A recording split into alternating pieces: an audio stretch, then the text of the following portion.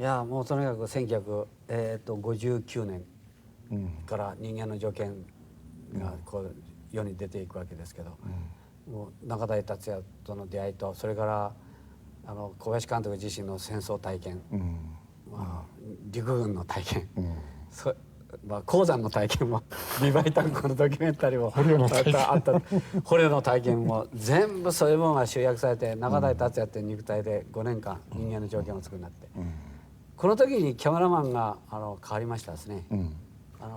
宮島、あれはね、たまたま人間の条件っていうのは人参クラブで初めてやるという、独立プロでやると、そういう関係でね、キャメラマン豊富な人はちょっと困るって、じゃあ日本一の人使いたいって言って、それで宮島さん頼んだわけですけどね。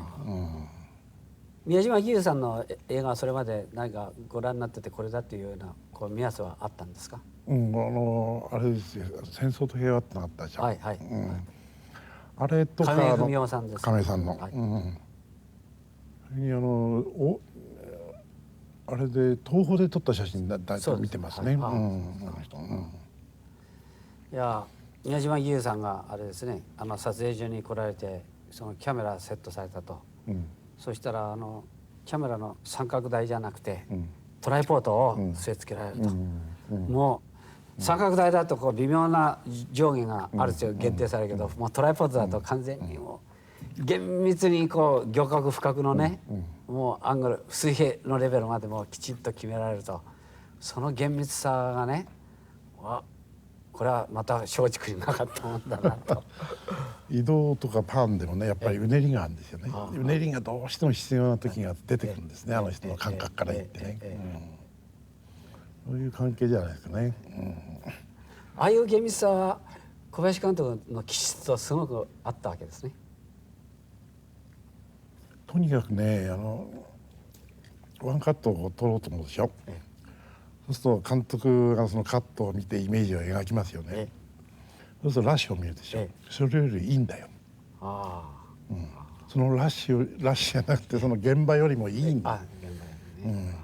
だから現場の時はいろんな余計なものが入ってるわけですよね。そういうものが適当に消えちゃって、もうカツッとこう象徴されるな、画面にね。だからやっぱりフィルムを通しての映像ですよね。だからこう現場よりもフィルムの方がいいというキャメラマンでなきゃ僕は信用しない、それから信用しないことにしたんですけどね。中台をやられて、宮島義勇さんもやられて、この時期が小林監督の一番至福の時が訪れたと言ってもいいですね。まあ結果的にはそうなるんでしょうけどね、やってる時はそういうことだった時が。いやもう人間の条件のご苦労ぶりはまあアクセントぶりもよく、特に一部二部はもうひどかった。とにかくね、あれは北海道ロックから帰ってきて、セットがまだもう5分の3くらい残ってる、11月ですよ、帰ってきたのね。これ12月いっぱいかかったのまだ終わらない、やっと終わったのが30日かな。それで今まで見なかった写真を全部31日の大晦日の晩にずっと朝の5時までかかって、初めて見る写真がほとんどだよ、ラッシュは。で封切りは15日です。15日ですよ、封切り。と整理をして、それでダビングをするってのも不可能だ。でその撮影も30日間ほとんど寝てない、4時間くらいしか寝てない、それがずっと続いた後のそれでしょ。それで編集があれなんですよ、浦岡さんが初めて。新人の浦岡さん、あの人体力があるからなんとかなるだろうと思って起用したわけですよね。で僕自身もある程度一緒にやってやれると思ったのがそれどころじゃなくなったわけだから、もう浦岡さんも大変だろうと思ったな。あれを乗り切れて彼はもう自信をつけたんですね。とにかく僕ゴルフの棒を持ってもうしょっちゅう寝てるのを叩いて起こしてこうやられてましたからね。それでね、除夜の鐘になるちょっと前から見始めてね、終わったのが5時ですよね。夜中半分以上は前見てますけどね、残ったやつを見るのに。それで朝の5時に我が家にみんな連れて帰ってきて、そしたら水炊きかなんか用意してありましてね、みんなで水炊きをね食べながらね、これからどうしようっていうこと。あの水炊きの味は今でも言うな、みんなな、そうです忘れられないと、みんなよっぽどバッチったんでしょうね。大きな映画の仕事を片付けたっていう感じが。ただね、時間がもうないってことですよね。で編集の時間ともう洗濯の時間ですよね、あの画面ですから随分切りました、あれは。ああ、そうですか。今最近は完全復刻版なんてのありますから。ダメですね。僕一度探したことあるんですよ。あ、そうですか。ダメ。全部取ってないですね。あ、そうですか。クズとして捨てられましたね。それがね終わってね、時にちょうどね東ドイツからベルリナアンサンブルが来てて、で3人兄弟だと思ってな、あれをチェーホフここで、チェーホフあれをここでやるって。あれは見といた方がいいよって佐藤正幸さんがね、札を取ってくれたの、切符を。その辺の席だと思いますね、うちの女房と一緒に見て。寝っぱなしですよ。もうね、ぐーぐーいびっかいて寝たらしいです。だから見なきゃいけないって気持ちはあったんでしょうね。でもね、もう耐えられなかったですね。まあそういうエピソードを抱えた人間の条件ですけど、初めてあれじゃないですか、松竹の国際映画祭での賞、あれベルス、ベルス、ね、サンジョルジュ賞とねお取りになられて、国際的な成果をこれで得られたと思うんですけど、まあ人間の条件あれはね、確か3部4部を取ってる時にそのニュースが入ってる。多分僕はあれですね、人間の条件っていうのはいくつかの日本の戦争映画ありますけど、もう決定的にある種の完成度とメッセージ抱えてる作品として一番ピークにいると思いますけどね。まあ出た時は随分評判悪かったですけどね。いろいろね。そうですか。いろんなこと言われて。やっぱり梶って人間のね青臭さですよね。あれはね、やっぱり時間とともにこう成長していくところの狙いがねわからない、一部二部を見た限りにおいてはね。ただね、僕がねやっぱり人間の条件の一部二部で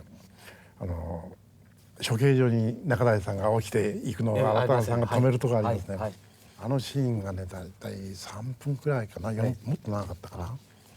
その時にね巨人軍のね藤田監督を中心にずらっと見に行ったんですよ。セット。巨人野球の。であのカットは僕はやっぱり一番好きなカットなんですよ。起きてきてキャメラずっとで移動もしょっちゅうかけない移動ばっかりして3分間。それであれが終わった時にね、僕の膝の時に涙がパタッパタッと宮島さんの涙なんだな。鬼の目に涙ですね。宮島さんが涙流されて。それくらいやっぱり宮島さんも気に入ったんだな。それで巨人軍のね連中がね、はあ映画ってのは大変だもんです。それとね宮島さんにはねもう一つあるのはね、ソビエトの兵隊に女性が凌辱されてトラックからバーンと放り出されるでしょ。でそこへみんなバーッと日本の避難民が集まってくるって、トラックがずっと来て避難民をこう追っかけるみたいな、そして途中でさーっと行ってバーンと落とすわけですよね。そのカットをねどういうふうに撮ろうかと思って、僕のイメージはある程度あったんですけど、宮島さんは共産党の方でしょ。それでもそれがね僕は引っかかってね、ロングで処理したんですよ。そしたら宮島さんここは押さなきゃダメよっつって。あ、そうですか。あれには僕ちょっと感心しましたね。宮島さんはキャメラポジションって大体自分で決めますけどね、そのリハーサルを見てて、でやっぱり気に入らないところ出ますよね。そうするとだんだん直してきました、自分で言わなくても。言わなくてもね。それで僕が大体思ってるところで最後ピタッとこう収まるんだ。あれをね他の監督が言っちゃうんだよな、宮島さんに。それで宮島さんっていうのはね割合とねプライドを傷つけられたみたいな、なんかそういうこれ幼い感じじゃないでしょうけどね。そういう点僕は宮島さんの業し方っていうのはうまかったですよ。宮島さんはものすごく厳密なその撮影技術と感性を持ってらして、大変男性的ないつも下駄履きででダンディーな小林さんと一体どういう言葉でこうコミュニケーションなさったのかっていつも傍から不思議に思って見てましたけど。でもね、僕なんか大体大船のディレクターシステムでね育てられましたから、もう監督ワンマンっていうことで映画撮ってましたよね。それはね独立プロで初めて人間の条件で、映画っていうものは全部で撮るもの、スタッフ全部で撮るものだっていうことを初めて僕は分かりましたね。それからですよ、僕の写真がちょっと違ってきたのは。木下さんや大津先生みたいにね、もう本当にディレクターシステムの頂点のね、監督が仕事をするともう一挙手一投足全部並卒のように動きましたからね。それとね、僕初めて大船の監督って大体コンテ作らないでしょ。そうですね。ね、木下さんなんか特にそうですね。その場でこう歩きながらコンテ決めちゃうみたいな。だけどね、やっぱり宮島さんの時に初めて僕はコンテっていうものを初めてですからね。それまでコンテお書きにならなかった。ほとんど書かなかったですね。渡して。僕が感心したのはね、ものを考えるということをねすごく大事にしてくれる人ね。だからどんな下のスタッフの人でも自分で考え出した案っていうものを非常に大事にする。だから僕が考えたコンテってものをとことん読みますね。そして人なりにここはこうした方がいい、ここのライティングはどうした方がいいかっていう。でこのコンテの中でどこをピークに持っていくかっていうライティングの上でね。だからそれくらいその人のものを考えたっていうことに対してすごくこう大事にしてくれるし、これはちょっとびっくりしましたね。オーナーの監督はある種のこう現場の即興性というものから、役者のこう雰囲気とかそういうものをうまくつかみ出すと、島津安二郎的演出っていうのはすごくあって。コンテ持って捉えたのは小津監督しかなかったんじゃないですか。小津さんも頃は作ってなかったんじゃないですか。僕は小津さんの台本見たことありますけどね。戦後じゃないですかね。戦後のじゃないかと思いますね。満州以後はそうかもしれませんね。こっち押しはね赤い鉛筆で逆押しはね青鉛筆とかね、それでどれをアップにするとかっていうのをね。僕は小津さんはねコンテこう書くの楽しんでたんじゃないかって感じがする。いっぱいお作りになってね、マルゼンで買ってきた。こんな感じがしますよ。だってあの人昔から変わらないんだわ。そうですね。だからねコンテを作りながら楽しいんじゃないかと。あの人いろいろ書くの好きですからね。独身生活してらっしゃいますね。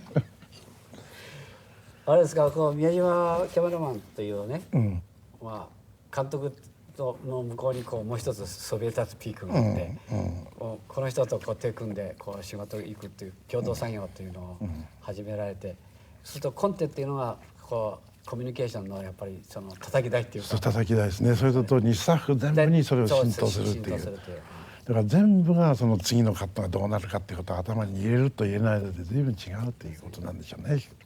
僕たちも独自プロ作ってから全部そうでしたね。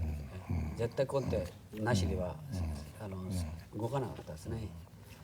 昔はね、昔の監督っていうのは教えなかったです。今日は21カット目なんてだって誰も分からんしない。それが得意になってね、よくやってましたけどね。監督コンテ教えないのは助監督がね探る。助監督いじめですよね。